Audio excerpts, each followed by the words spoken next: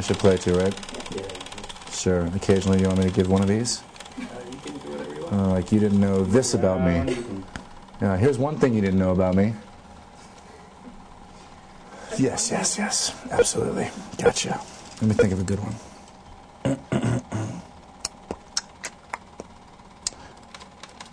Okay. One thing that you don't know about me until you see I Love You Man on March 20th is that I do a pretty ridiculous Andre the Giant impression.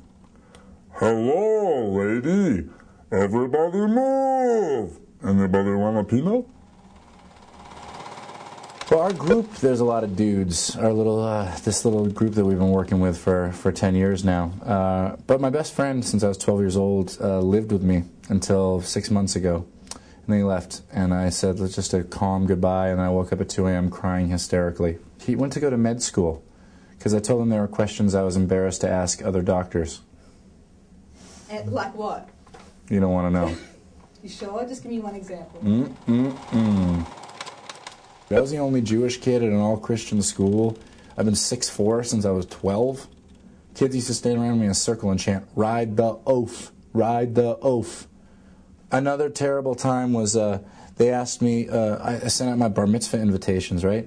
And the principal said, everyone's really excited about your little party, but they don't know what a bar mitzvah is. Do you mind explaining it to everybody? So at communion, the kids already don't like me that much. At communion, I have to go up in front of everybody and say, on Saturday, I become a man.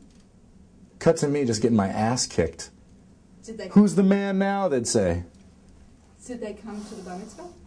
Yeah, of course they came. It was a free party. That's right when you start to, like, make out. And so they would, any chance to make out, they loved it. Yeah, that's still my favorite thing.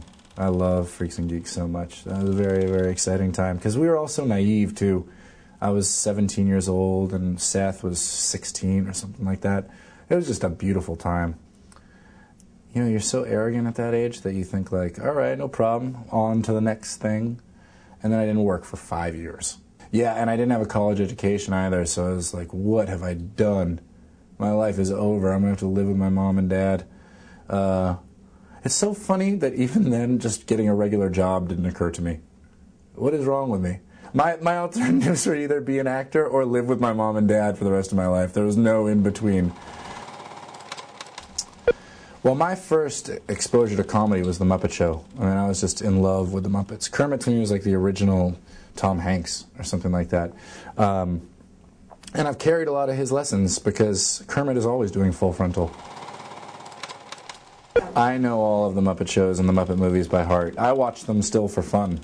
You know, what's really funny is now that I have this job, it's legitimized it.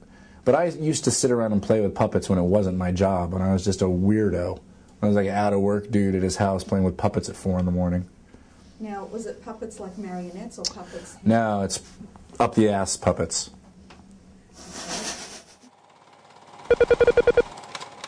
My relationships always end the same way. They come over and they see the puppet room, and that's about it. It's about as far as it goes. So you haven't found anyone that's into puppets? No, not yet. Can you imagine? That would really be something. If there are any puppet lovers out there, just find me.